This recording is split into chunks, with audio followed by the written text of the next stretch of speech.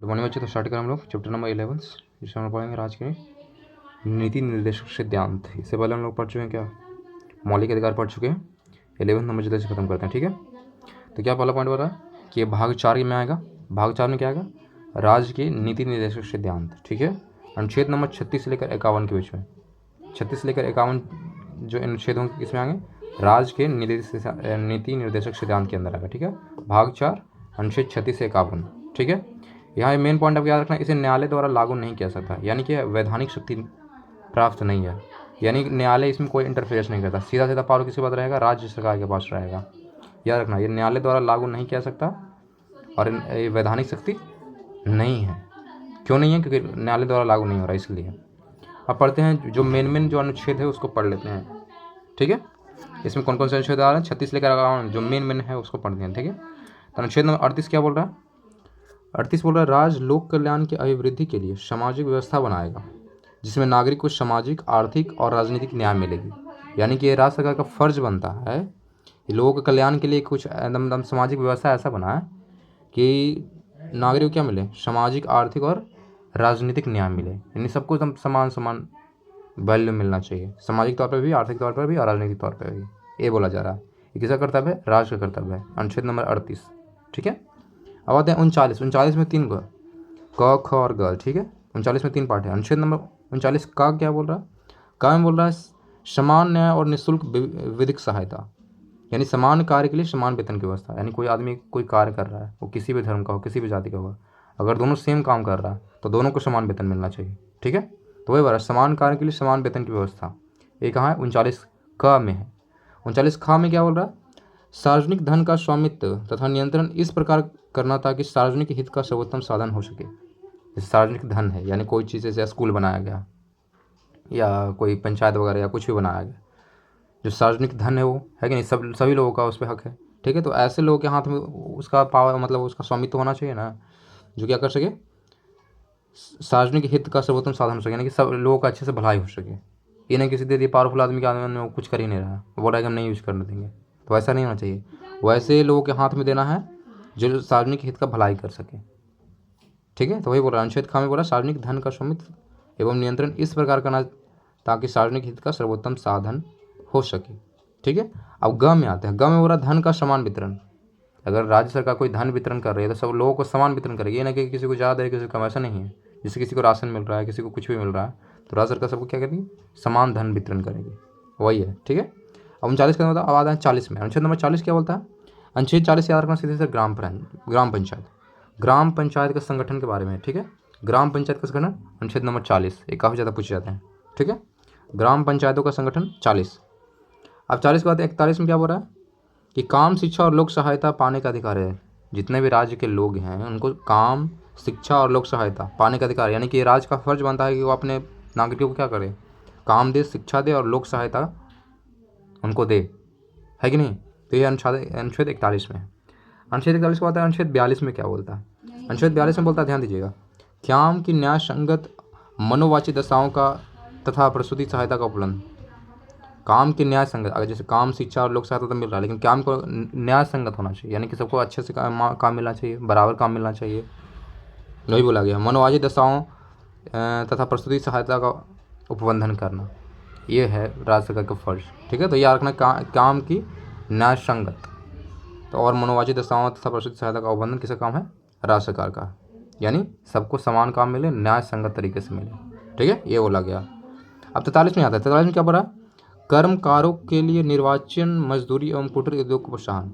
जो कर्मकार हैं, जैसे मजदूर हैं, कोई भी काम कर रहा है, उनको निर्वाचन मजदूरी मिलेगा, जिस पद पे वो हैं या जिस चीज़ के लिए उनको निर्वाचित किया उसी के अनुसार उनको क्या दिया जाए, मजदूरी दिया है, उसी को बोलते हैं निर्वाचन मजदूरी। जैसे कोई अफसर है तो अफसर को कुछ ज़्यादा पेमेंट मिलेगा, कोई लेबर है तो उसको क्या होगा, कम पेमेंट मिलेगा।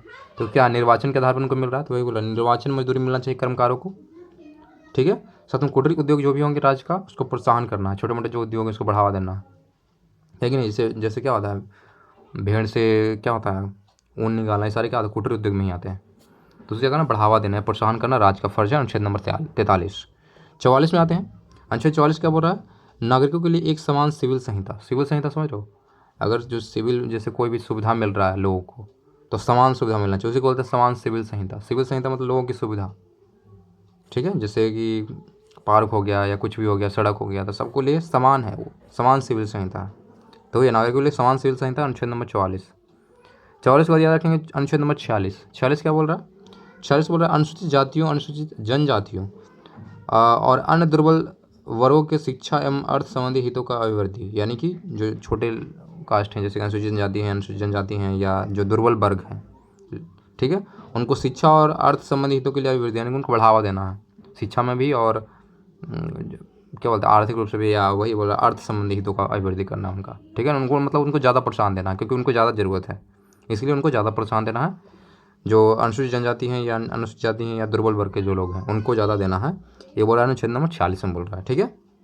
47 में क्या बनता है? पोषाहार स्तर, जीवन स्तर को ऊंचा करने तथा लोक स्वास्थ्य का सुधार करने का राज्य का कर्तव्य है। राज्य का फर्ज बनता है कि पोषाहार स्तर जो है, चाहे जैसे वहाँ के बच्चे हैं या जो बड़े हैं या जो भी है, तो बच्चे का जनरली फोकस किया था यार रखना, पोषाहार स्तर वहाँ का अच्छा हो, लोग को अच्छे से खाना मिले, जीवन स्तर उनका ऊंचा हो, यानी कि जैसे हाँ चल रहा है, ऐसा नहीं।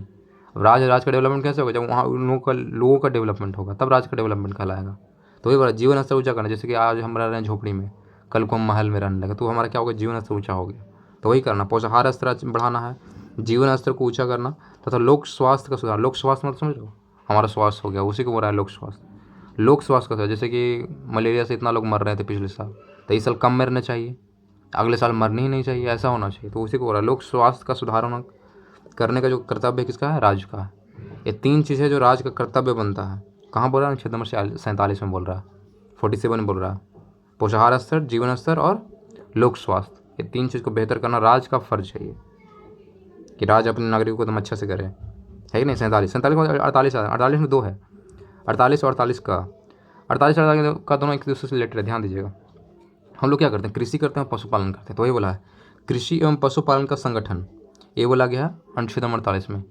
अब देखो, कृषि और पशुपालन किस फायदे के लिए करते हैं?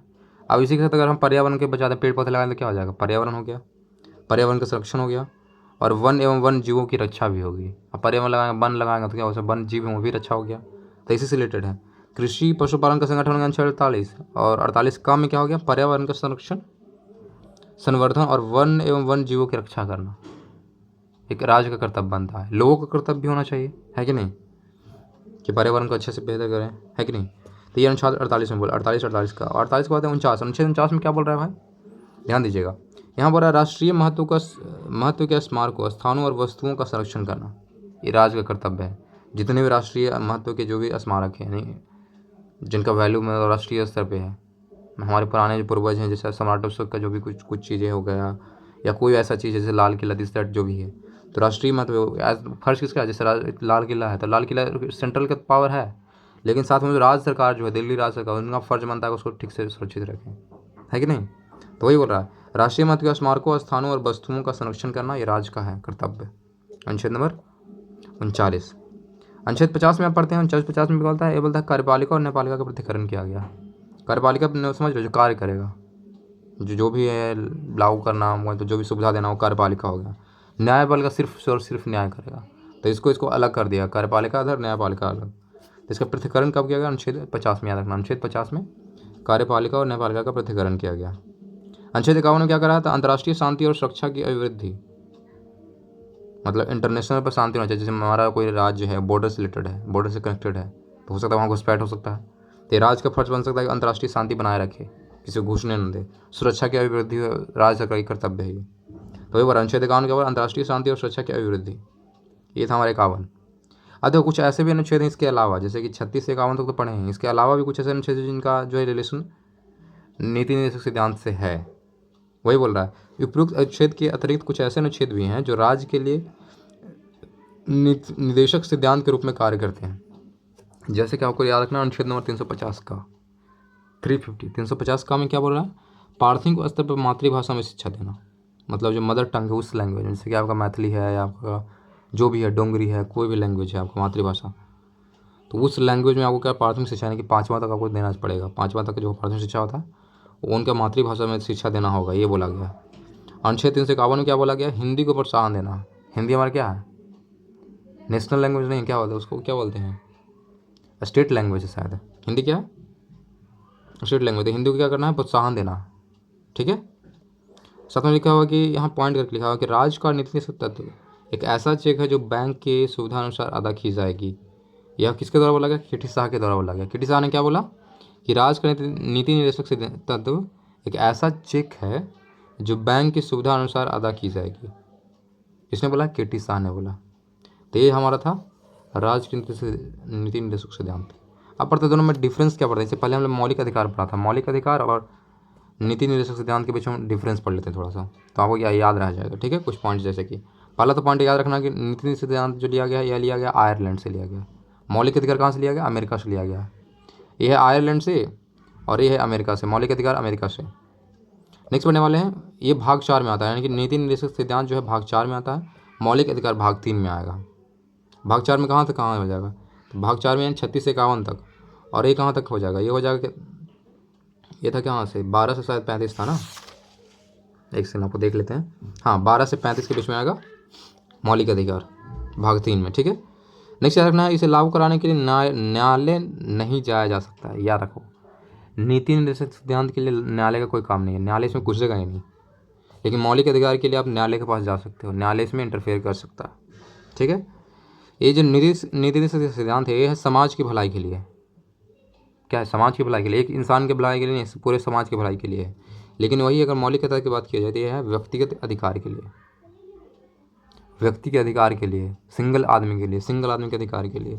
लेकिन जो नीति सिद्धांत है ये समाज के लिए, सिंगल आदमी के लिए नहीं है, सिर्फ समाज की भलाई के लिए। नीति निषेध सिद्धांत क्या है? राजनीतिक मान्यता है। इसके पीछे क्या है? राजनीतिक मान्यता है। लेकिन मौलिक अधिकार के पीछे क्या है? कानूनी मान्यता है, यानी कि सीधे सीधे कानून है। लेकिन इसके पीछे क्या है? राजनीतिक मामला है। राज्य सरकार जो भी आ सकता है, कोई भी चेंज आ सकता है, दूसरा राज्य सरकार बन गया तो पीछे क्या है? पॉलिटिकल है कि जो राज्य सरकारें आएंगी वो अपने अपने अनुसार से क्या होगी, लोगों को सुविधा देगा।